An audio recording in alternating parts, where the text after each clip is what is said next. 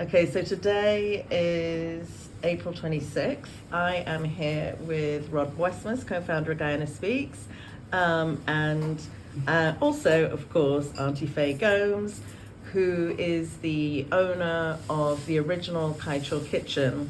Rod Westmus is going to be in conversation with Faye on the topic of food and how food actually helps to bring unity to people within Guyana and the wider diaspora. So, Rod, over to you. Thank you so much, Juanita. You're going to be in the company of a wonderful lady who has given so much pleasure to Guyanese in the diaspora with all her lovely food. So we're going to dig a little deep into her background. Faye, tell us a little bit about life growing up in Guyana as a child. A little bit about that. Okay. Well, I am a born Guyanese, and my name is Miss Faye Gomes. My parents are Felix Barnwell and Hyacinth Barnwell from Buxton Village, East Coast, Demerara. Growing up in my childhood, Yes. it has been very good because my parents actually taught us good and the bad. And in the line of they're bringing me up, actually, we always had that great love for food, especially when it comes to my mom. Okay, and that's where I want to get to. When it comes to my mom, we just had this beautiful love for food because my mom actually always into catering and cooking. Yeah. Also my grandparents. Okay, so your mom, her full name was? Hyacinth Barnwell. Okay, so Hyacinth Barnwell, tell me a little bit about your mom, because I believe she was a big influence to you.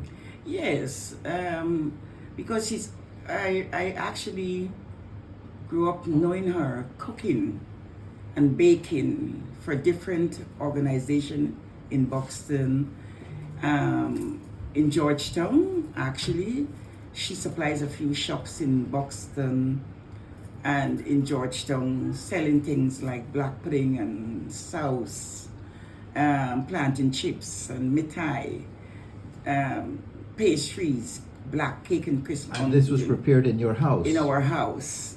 In Buxton. Juanita was saying to me, ask her what smells were most predominant in the house. The smell, when it comes to the smell, especially at Christmas. Yes. The smell at Christmas, because things like pepper pot and roast, like turkey, a turkey in the house. We normally rear our own pig for Christmas. Oh. So there was a special pig in the family that we will just put in a special pen and just make sure it's fat and ready to cook for Christmas. We had things like roast chicken, baked chicken, that is what we also rear in the yard for Christmas time. So most of our things were done in the yard that we prepare in Christmas. The smell of I can remember the smell of the black cake. Aye. I'm not a fan of sponge cake, but I'm a fan of real black cake. And I can remember one Christmas, the black cake was so delicious that I ate, and until problems arise. You got drunk on it. Yes.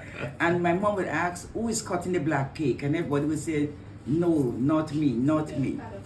And how she get to realize who was really stealing the black cake is when, I don't know if I should say that. Yeah. But it's you when I enjoyed got it. sick. Oh. That kind of sick. Oh dear. And then they realized that I was a thief of the black cake.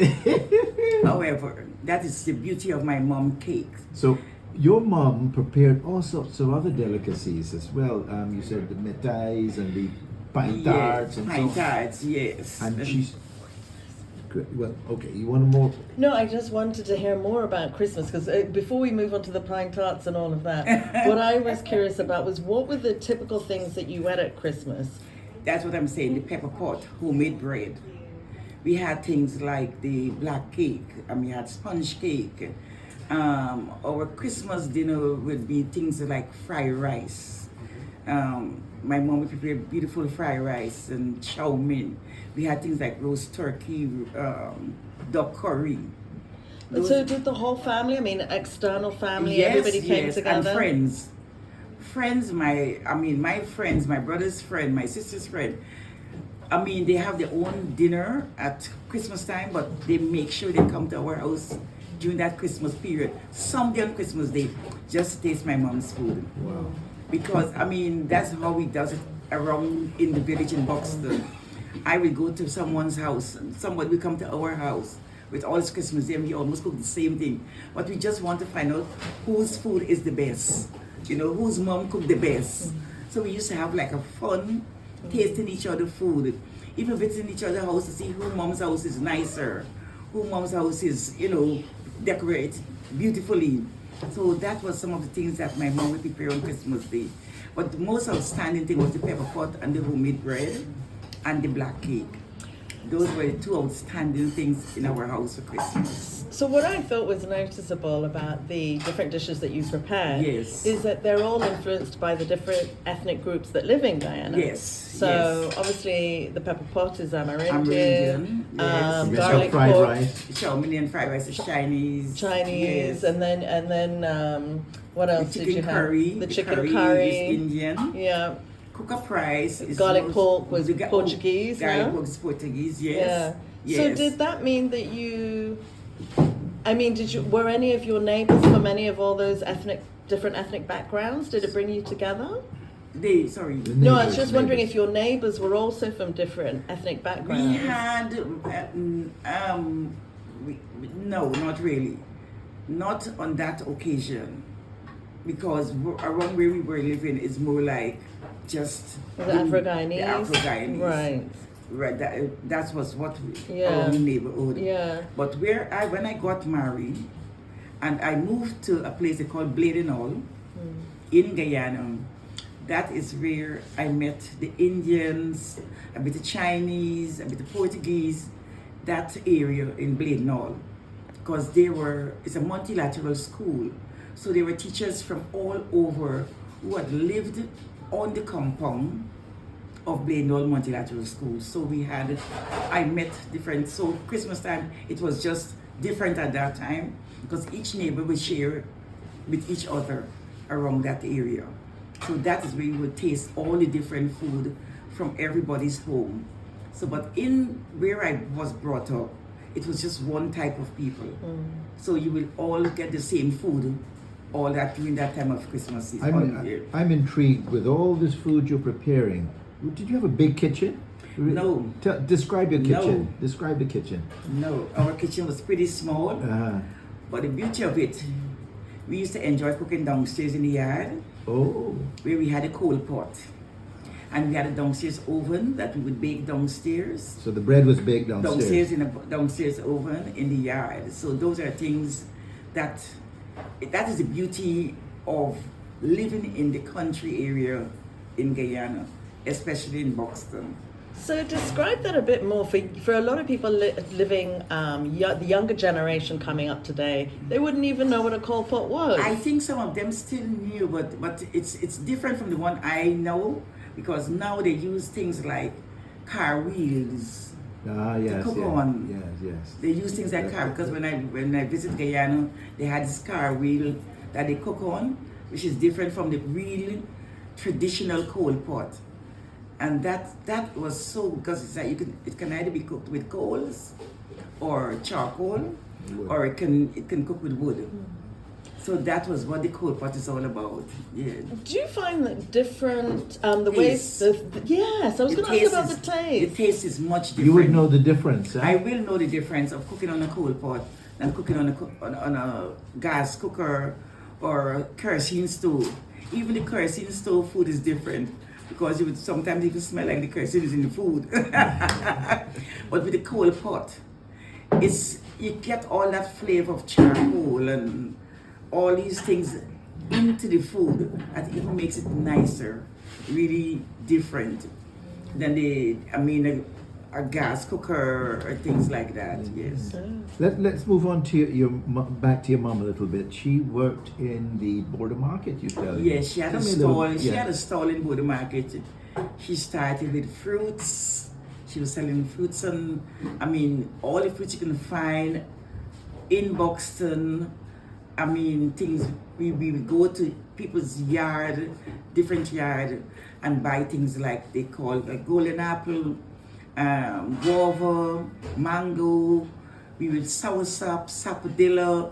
These are things that she would buy. Something they call dongs. And did you help her in the market cherries. too? Did you sell with her something? Yes. Yes. That was my fun time on Saturday. I look forward to going to border market to sell with my mom on a Saturday. And then were these things, like you mentioned the dongs, is that from the yard? I mean, were these things it's from other people's yard. Oh, okay. Yeah, it was from other people's yard. Sorry. Yeah. No, go ahead. I'll just edit it. Oh, she's your Yes, neighbor. but me somebody. Yeah. They know that for Okay. something for the husband. Okay, yes, sorry. We are, I should explain, we're sitting in Kaieteur Kitchen right now. Such a busy place. We're very fortunate that the traffic is a little slow at the moment. Thank you. But anyway, into Yes. border market, talking about their we, hyacinth. yes, they she would sell these fruits in border market, and from then she moved on to selling food. Cooked food? Cook food. She would Okay. prepare the food from home, and we would take it down at a certain time, and she would sell it at in the market. Was there a particular item she was well known for? Yes, the cook-up rice. Cook-up rice, okay. Cook-up rice and fried fish. Right, okay. And she would, those are the things, and she would do like roti and chicken curry. Those are 2 meals that we would sell on a Saturday down to border market. Then after a time, she give up on that, but still sells in another market, which is called Annandale Market. That's even closer to Buxton, where we used to live. And that one was like every Saturday, we all would go with her down to the market, make sure the food was laid out nicely. Black pudding was one of them was a big seller. Black pudding sauce was another seller.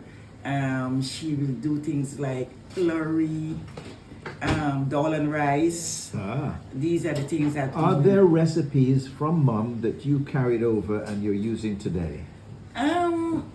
Yes. Yeah? Yes. Okay. For example, the You have to black tell us. cake. Okay, The black cake. Okay, yeah. The black cake was one of them that I kept. All right. After she passed on, I was one of them that would help to bake the black cake at Christmas for the family, just for the family, not for selling or anything like that. But because I went to Carnegie School, and that is where I get more expand with my cooking and learn different other ways of cooking at Carnegie School of Home Economics in Georgetown. I did all my studies with my food there, but as I said, it started from my mom and my father's family. Yeah. They are all food people. My grandmother had a baker shop. What was the name of the baker shop? Maybe some people could remember it. Oh, you can't remember? Okay. All right. But this was your father's family. But it's the Barnwells. The Barnwells. But everybody would, anybody who lived in Buxton would have known. Remember that? Yes. And they were the cake people too. They did lots of bread. Was your and father cakes. a baker? Was it? No, my grandmother was the baker. My father's mother was the baker. Okay. Yes. I wanted to ask, are there any foods that you used to have as a child that people don't have nowadays? You know, sometimes foods go out of fashion, and I was just wondering if there was anything now. Yes, the one that we still have now is pepper pot. Yeah. That's the thing that don't go out at all out of fashion. Yeah. Cook-up rice do not go out of fashion. Yeah. Sauce do not go out of fashion. But I'm thinking of things like, you know, when I go to Guyana now, I don't really see a lot of mitai. I mean, it's there, but not it's as much. It's still there, but it's not that much. Yeah, and it's like cheese straws, things like that. I was just wondering. They're still there, but you know, people does it on occasionally, like a function. If I get a wedding, people would order cheese straw for a starter. Patties, well, the patties is always there. And there are different qualities and taste of patties, but that is things stuffed egg. That's something that was one of the most one of Guyana what you said, canapes that people always will look forward to at a party. It's out of fashion now. They not use but a wiri pepper on top of it. It's been decorated with, it's really nicely done, and with a little bit of wiri pepper on top of it, with a little piece of greenery or something. But that's out of fashion now. People go for something all different. They will do like little bushes now, and all these fancy things they do now, but not stuffed eggs. Which I think sometimes it's really nice when you have a little function to remember some of those things. Yes. Well, now Faye's eventually going to come to England, so if you can just address that transition, leaving Guyana, coming here, what were your impressions? Coming here, it was a long story, but it was probably what I should say with a young man, love at first sight. Oh, okay, that was the influence. Okay. It was a kind of love at first sight story, but I eventually get here, which somebody brought me here. And you found a job. It was difficult actually when I get here, very difficult. Okay. Very, very, very difficult. But as my parents always said, oh, you are the strongest. You are the strongest Barbara. You faced everything that comes before you. Yeah. So I decided to face whatever came with it in this country. But I started from doing other jobs, like cleaning and all these things. But in the meantime, I'm just wondering what year? What year is this? I did cleaning in 1993. But is that when when did you come to England? I came to England in 1992. 1992. Okay. I came in 1992. 1993, I've got a few good cleaning jobs. And they will, all the other cleaners that work with me used to call me the posh cleaner. The posh cleaner. But, but that actually led me into meeting a lot of people, because I work with like the Royal Institution of Great Britain, doing cleaning. I work with Jeeves and Oaks, doing cleaning. I actually was assigned at Jeeves and Oaks to polish the Queen Guards' shoes. Whoa. And brush their little clothing when they're going out and things like that. So I enjoy that. And many other little places that I work, but they were not that bad. At least it gave me a start in life. But at that time I started where I used to actually stay when I came. There is where I started doing my little selling of food. On a Saturday I would do my little black pudding, my little sauce, and cook up rice and all these little things. I used to bake the pastries, and people heard that I was in the country from Buxton, who knew me. People would come and buy in the house, and that kept growing. And I remember the Commonwealth, they were actually looking for a chef or caterer to work in the kitchen. Oh, the Commonwealth Secretariat. Where a relative actually helped me to get there, writing CV and all these things, so I could have get there. That's on Pall Mall, isn't it? In Pall Mall, Yes. yes, just run by Buckingham Palace area. Okay. I went for an interview. I did very well. I was, they were really happy about what I did, and time taken in cooking so many pots at one in so many hours, and the job was offered to me. I worked there from 1995 until 2004. 2004. Until 2004. Is that when the kiosk was born? When I left, then when I gave up the Commonwealth catering job, and there was a little kiosk on sale in the shopping center, Elephant and Castle Shopping Center. It was another Guyanese who had owned it was actually selling it, so I bought it from her, and that was another disaster. Oh. Where I bought it, and after months of moving into it, it collapsed. Oh no. I had to rebuild it over, Yeah. but you know, I did what I had to do. It wasn't it wasn't easy getting around doing that, but I made it my own, and I was there from 2006 until 2000 and until 2019. Is it 2019? 2019. Yeah. 2019. That part wasn't easy over there. No. It was hard. It was up and down, all around. But when you have faith, that's the most important thing. Who were your typical customers, though? Oh my God, they were everyone. They were all sorts of people coming. It was Guyanese, it was Trinidadian, Barbadian, huge, the English people. We had people from the university. We had people from St. Thomas's. You know, there were people just coming.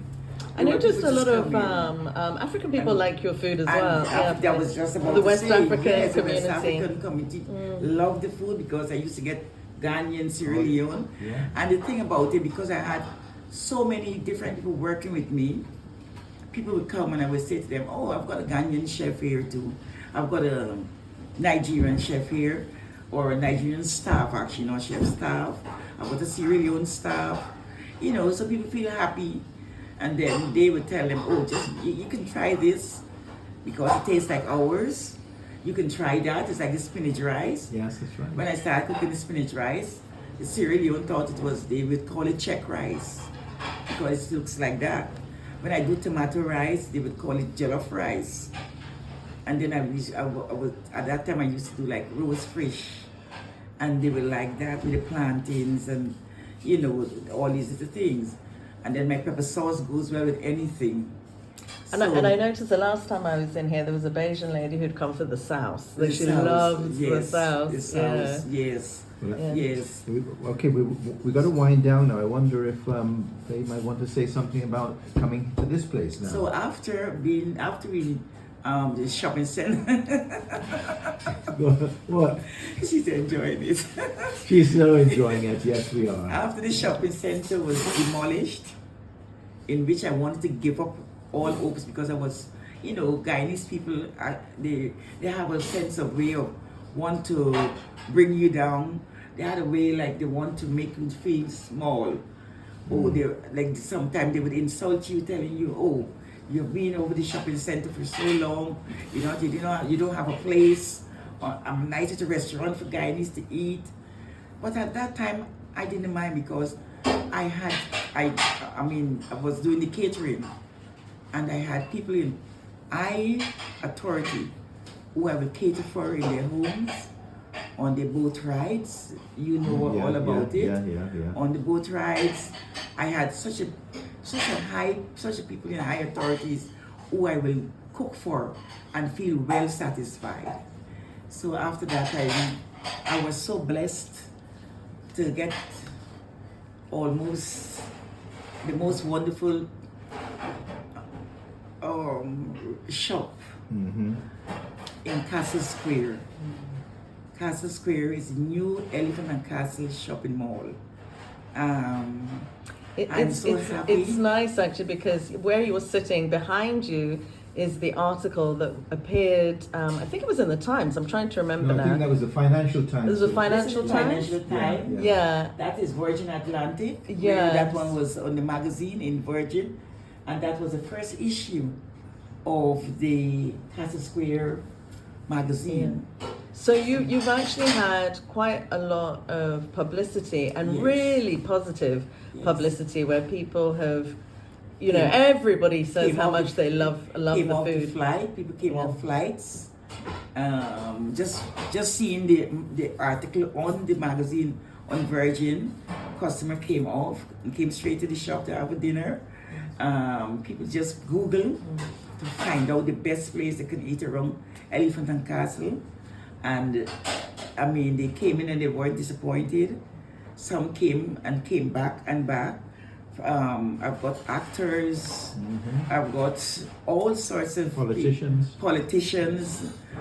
doctors, lawyers, and they just come and sit in and, you know. And it's become quite a meeting point, I think, for Guyanese as well, from all sorts of different backgrounds, because the last few times I came. And then when I hosted the nurses from Guyana. I was going to say, that's right. I remember the nurses all came there. Guyana. Yeah. That was last year. We came. Yes. Around Christmas time, well, It was December. May. It was May. Was it May? It was Okay. last year, Almost May. a year Yeah. ago. Yeah. Wow. Yes, yeah. where I hosted the nurses. I mean, they came and nobody actually recognized them that they were here. And from one young man, Yes, I met yes, him. yes, he introduced himself, and we get very, close to each other. And I told them I'll do something wonderful for them, and I took that time out to make them happy. They came to Elephant. Some of them went to Buckingham Palace. Some of them, they went all over walking because they have never seen around this area. Well, and because they mostly live not in central London, but all over the country. All over the country. Yeah, so they all it was convened. a meeting time for them. Yeah. And they still do come. They still tell each other about the place, and they still come. And there are new ones who keep coming all the time. As soon as they come to London, they will find the place and they will still come. So before we close, what is your favourite dish? My favorite dish. Like if you think back to your childhood, what was the thing that you most look forward to your mum cooking? Catfish, Gilbaka curry. Gilbaka curry. Gilbaka curry with white rice. And I still love it. As soon as they know I'm coming to Guyana, they will go and look for the biggest Gilbaka to cook it for me, because that's something, because it's got a green mango, it's got a bit of pepper and the jeera and the okra, and all these things inside. So that has always been my favorite dish. So for the people who are living in the UK who don't know what a gilbaka looks like, describe the fish. It's an unscaled fish, and you will not really find it here unless you will probably go to there are some like fish shops, the fishmongers. It comes straight from an Indian country, actually. Asian country. That's where I think, because that's the only place I saw something just close to the Gilbaka. Okay. It's a very nice kind of purplish, grayish kind of unscaled fish, and it's a very sweet fish. Yes. Perfect. Thank you so much for your time. So that's all? That's it. I'm going to just turn here to Rod. You can see I Rod. just want to say, we started by saying I am going to interview Faye, but it turned out that Juanita had so much to say, she just took over, and that's fine too. We are a team. Yes. All right, so thank you very much. Juanita, my wife, we are a team. We are a team. Thank you. Thank you. I think it was wonderful.